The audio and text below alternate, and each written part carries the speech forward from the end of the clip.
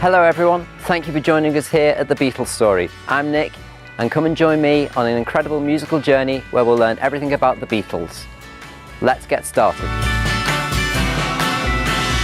Please Please Me was first released in Britain on the 22nd of March 1963.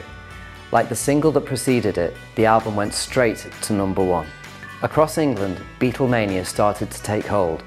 If the Beatles weren't on the radio, they were on the television or performing on stage, or being featured in newspapers.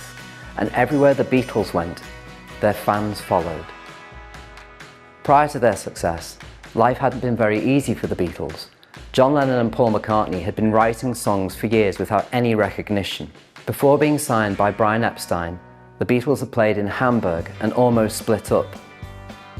To understand the success of the Beatles and Please Please Me, we first have to understand the years of hard work and rejection that came before it.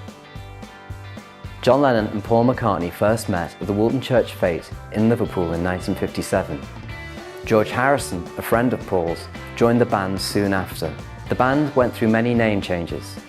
They first were the Quarrymen, then changed their name to Johnny and the Moondogs, the Silver Beatles, until finally settling upon the Beatles. In 1960, the Beatles' first manager, Alan Williams, arranged a residency for the band in Hamburg in Germany. For this, they recruited the drummer, Pete Best. They played for many hours a night and started to refine their own sound. Though the experience improved the Beatles' musicianship, it proved financially unsuccessful and the band almost broke up. After returning to Liverpool, the Beatles started performing at the local Cavern Club, where they gained a local following.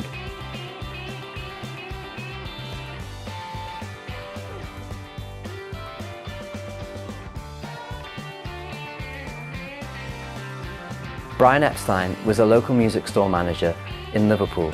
He managed a store called North End Music Stores, and he went and saw the Beatles play in the Cavern. He offered to manage them. Brian came from a middle-class background and also had training in drama. So he got the Beatles out of their leather jackets and made them wear tailor suits and taught them some stagecraft. He also sought them better gigs and pay. Despite facing numerous setbacks, Brian Epstein persisted in trying to get the Beatles a record contract. He was turned down by almost every major record label in England. However, he eventually secured them a record contract with Parlophone Records. The producer at Parlophone was George Martin, who recognised the band's talent and charm. He laid the foundation for the Beatles' breakthrough and eventual global success. For a long time, the Beatles had been interested in another Liverpudlian drummer, Ringo Starr, who they had met in Hamburg. He played with a band called Rory Storm and the Hurricanes. Shortly before the Beatles made their first single, Love Me Do, Ringo replaced Pete Best on drums.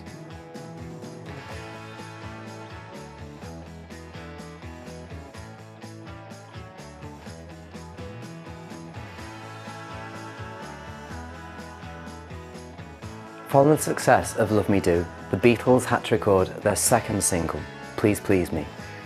After they'd finished recording the single in Abbey Road, their producer George Martin leaned into the microphone and said, "Congratulations, gentlemen, you've just produced your first number one." His prediction proved right. Released on the 11th of January 1963, Please Please Me went straight to number one. The single's success elevated the Beatles to national fame. They performed Please Please Me on the popular TV show Thank Your Lucky Stars. At the time, in 1963, Britain was experiencing one of its worst winters on record, and most people were at home and able to catch the performance. Overnight, everybody fell in love with John, Paul, George and Ringo. Following the success of Please Please Me, the Beatles embarked on a national UK tour. Beatlemania soon started to grip the whole of the UK. George Martin aimed to get the band into EMI Studios at Abbey Road to record their first album. Producer George Martin had originally wanted to record the Beatles in the Cavern Club, but after visiting it, he deemed it unsuitable. During a break in touring in February 1963, the Beatles entered EMI Studios at Abbey Road to record their first album, Please Please Me. However, they were required to record the whole album in just one day.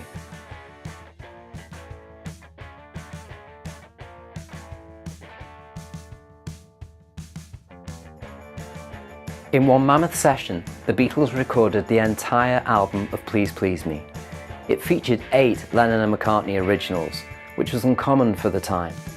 However, when the band reached the last song on the album, a cover of the Isley Brothers' Twist and Shout, there was a problem. Due to the severe winter, John Lennon had a terrible cold, and he and his bandmates weren't sure if his voice would survive the recording of Twist and Shout. However, Twist and Shout had to be on the album because it was a real fan favourite.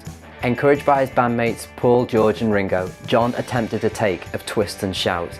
You can hear that the singing audibly hurts John on the record. The Beatles only managed to produce one take of Twist and Shout, but it was enough.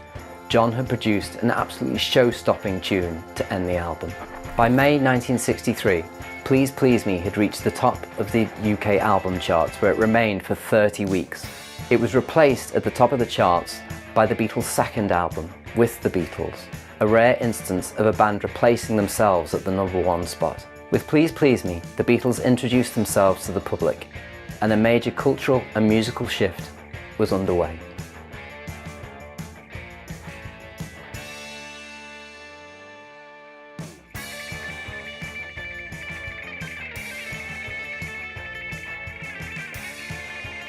Why not step into the world of the Fab Four at the Beatles Story, an exhibition dedicated to the Beatles?